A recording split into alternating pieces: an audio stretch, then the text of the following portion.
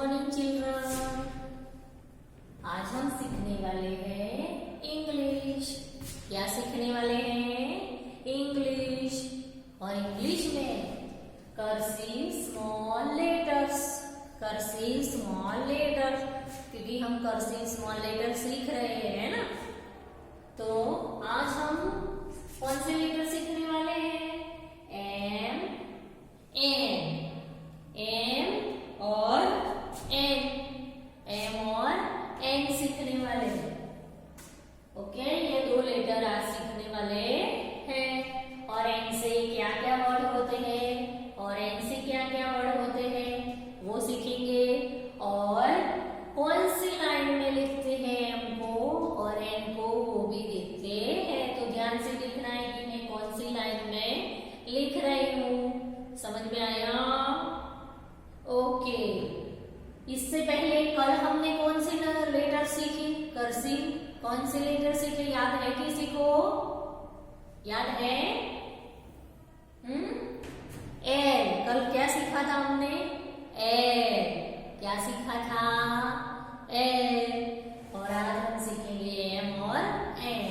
Okay, चलो अब यहाँ पे लिखो, व्हाट इज दिस? क्या है ये? क्या है ये? मैंगो। क्या है? मैंगो है ना। मैंगो है। तो एम फॉर क्या होता है? मैंगो। क्या होता है? मैंगो। M for mango. याद रह गया? ओके, तो अब हम लिखते हैं कि एम को कैसे और कौन सी लाइन में लिखा जाता है। ठीक है, तो यहाँ पे देखिए, एम है वो ये जो ब्लू लाइन जो है उसके बीच में हम लिखने वाले हैं। दो ब्लू लाइन है उसमें ही लिख सकते हैं हम, और कोई लाइन में लिखा जाता नहीं है। ओके, तो कैसे लिखेंगे? पहले ऐसे स्लैंटिंग लाइन बनाएंगे। क्या बनाएंगे? स्लैंटिंग। फिर इस तरह से स्लैंडिंग लाइन बनाई, फिर एक नीचे लाइन बनाएंगे इस तरह से। फिर क्या करेंगे? फिर से ये स्लैंडिंग लाइन बनाई, नीचे ले गए और फिर से ऊपर ले जाके इस तरह से नीचे आए। ओके, और फिर स्लैंडिंग लाइन, नीचे आना है, नीचे से ऊपर जाना है और फिर से तीसरी बार इस तरह से करना है और फिर थोड़ा इस तरह से मोड़ना है। तो ये बन गया हमारा एम। समझ में आया? क्या करेंगे? पहले क्या करेंगे? Slanting line. स्लैंडिंग लाइन के बाद क्या करेंगे? फिर स्लैंडिंग लाइन से एक लाइन स्टैंडिंग लाइन खींचेंगे। स्टैंडिंग लाइन से फिर से ऊपर जाएंगे। ये वाली स्टैंडिंग लाइन ऊपर जाना है, ऊपर जाके फिर से नीचे आएंगे। दूसरी तीसरी बार फिर से ऊपर से नीचे आएंगे और इस तरह से थोड़ा नीचे मोड़ना है। ये बन गया M. M for mango. M for mango. चलो लिखते हैं, देखना ध्यान से। स्लैंडिंग लाइन, स्लैंडिंग लाइन से एक नीचे स्टैंडिंग लाइन, फिर ऊपर स्टैंडिंग लाइन, फिर से ले जाएंगे वही की वही, फिर नीचे, फिर से वही की वही ऊपर और फिर नीचे और थोड़ा इस तरह से मोड़ेंगे। तो ये बन गया है। समझ में आया? ओके, फिर से करते हैं। क्या करेंगे? पहले स्लैंडिंग लाइन, स्लैंडिंग लाइन से नीचे इस तरह से स्टैंडिंग लाइन, वही स्टैंडिंग लाइन से ऊपर जाएंगे और दूसरी स्टैंडिंग लाइन बनाएंगे इस तरह से, फिर से ऊपर जाएंगे और तीसरी स्टैंडिंग लाइन और इस तरह से मोड़ना है। ये बन गया एम। M for mango. फिर से स्लैंडिंग लाइन, फिर नीचे स्टैंडिंग लाइन, फिर ऊपर वही का वही, फिर से स्टैंडिंग लाइन नीचे, फिर वापस ऊपर जाएंगे वही की वही लाइन से और फिर एक और स्टैंडिंग लाइन बने। तो ये हो गया हमारा एम। M for mango. फिर से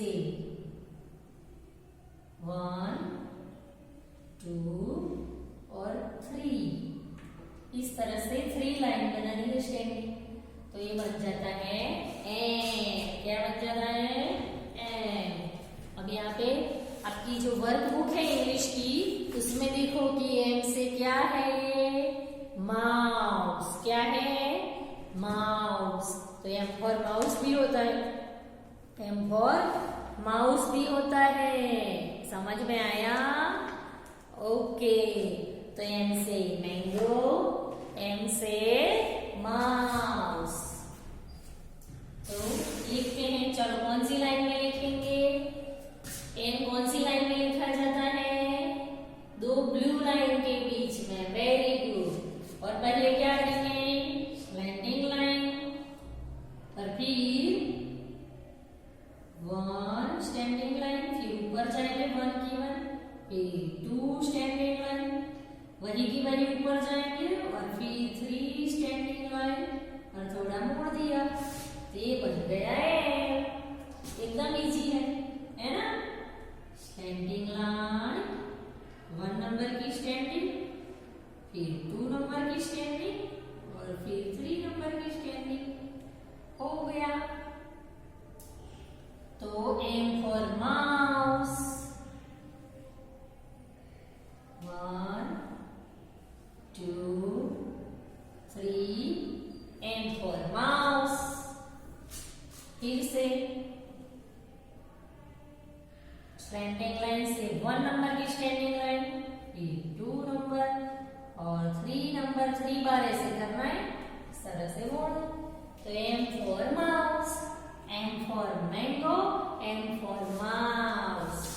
और तीसरा मैं दिखाती हूँ आपको कि एम से क्या होता है। ये एम से मग, हम नहाते हैं ना टबलर लेके, तो ये उसको मग भी बोला जाता है। तो एम से मग भी होता है, एम से मग भी होता है। M for mug, M for mouse, M for mango. Okay, very good. तो तीसरा लेकर हम लिख देते फिर से तीसरी बार। तो क्या करेंगे? स्टैंडिंग लाइन, और one number standing line, two number standing line, three number standing line. तो M for mug, standing line, one number की स्टैंडिंग लाइन, टू नंबर की स्टैंडिंग लाइन, थ्री नंबर की स्टैंडिंग लाइन।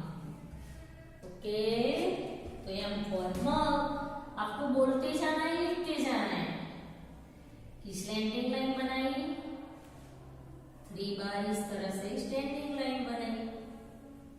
एम फॉर मग,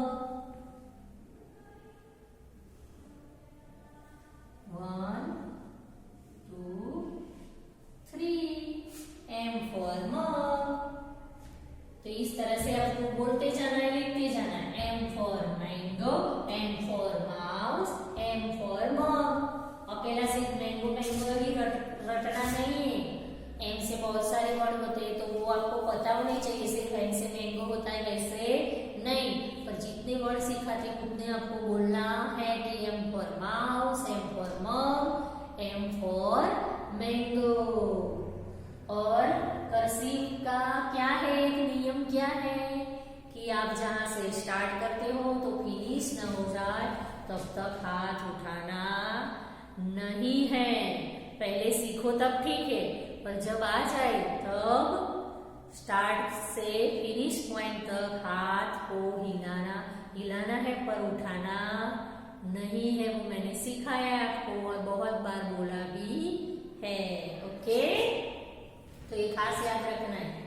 चलो, M क्या सीखेंगे हम? M क्या सीखेंगे? एम। ओके, चलो, एम से क्या होता है ये आपको पता है? क्या है? क्या है ये पता है?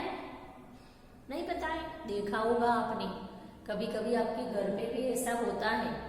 इसको बोलते हैं नेस्ट, NEST, नेस्ट, घोंसला।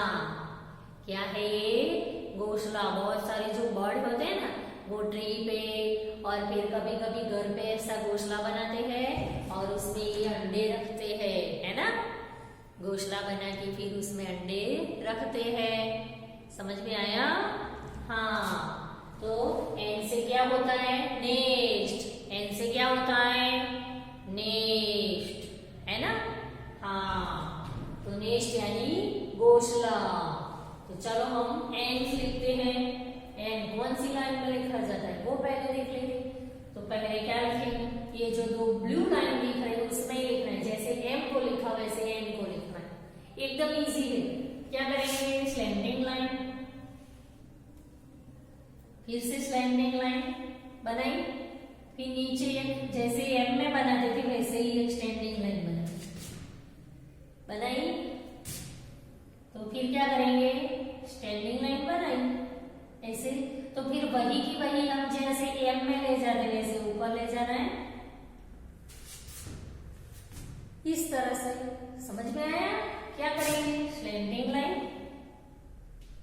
फिर स्टैंडिंग लाइन और दूसरी स्टैंडिंग लाइन, इसमें दो स्टैंडिंग लाइन है और फिर इसे कर्व करना है। तो ये हो गया हमारा एन फॉर नेक्स्ट। समझ में आ गया कैसे करना है? क्या करेंगे, इस तरह से स्टैंडिंग लाइन, स्लैंडिंग लाइन से इस तरह से स्टैंडिंग लाइन और दूसरी स्टैंडिंग लाइन और इस तरह से कर्व। तो एन फॉर नेक्स्ट, फिर से स्लैंडिंग लाइन, कर्व करके स्टैंडिंग लाइन और दूसरी स्टैंडिंग लाइन और N for next, slanting line और दो standing line, N for next, N for next. जैसे एम को लिखते हैं वैसे ही एन को लिखा जाता है। ओके, आपकी जो वर्कबुक है उसमें एन फॉर नीब बताया, जो पेन होती है ना उसके आगे वाला जो होता है उसको नीब बोलते हैं। ठीक है, तो एन फॉर नीब आपकी टेक्स्ट बुक में, वर्कबुक में N for nib, N for nib, यहाँ पे आपको सारे एन लिखने हैं। ओके, एन फॉर क्या होता है, नीब। तो क्या करेंगे, स्लैंडिंग लाइन, फिर कर्व करके स्टैंडिंग लाइन और फिर से ऊपर ले जाके दूसरी standing line, N for nib, फिर N for nib, N for nib, N for nib, N for nib. समझ में आ गया? समझ में आ गया? N for nib. और एन फॉर ये क्या है हमारा, ये क्या है, नोज। क्या है, नोज। तो एन फॉर नोज भी होता है, एन फॉर नोज भी होता है। और एन से दूसरा क्या होता है पता है, ये वाला जो है ना नेकलेस। क्या है, नेकलेस। आपकी मम्मी होगी ना वो गले में पहनती, कभी कभी कोई फंक्शन होता है तो मम्मी पहनती है, तो नेकलेस उसको बोलते हैं। क्या बोलते हैं, नेकलेस यहाँ पे पहनती। तो एन फॉर नेकलेस भी होता है। N for nose, N for necklace, N for nose, N for necklace.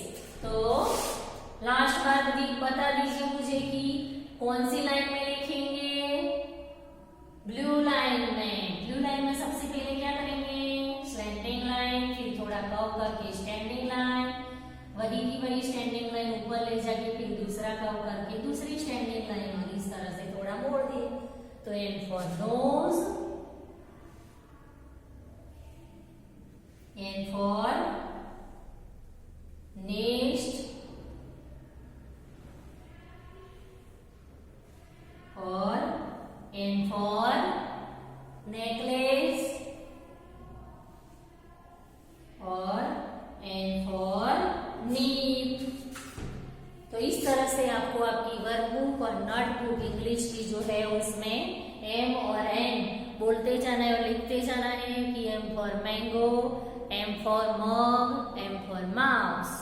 इसी तरह एन से N for nest, N for nose, N for necklace, N for nib. समझ में आ गया? Okay, so till then bye.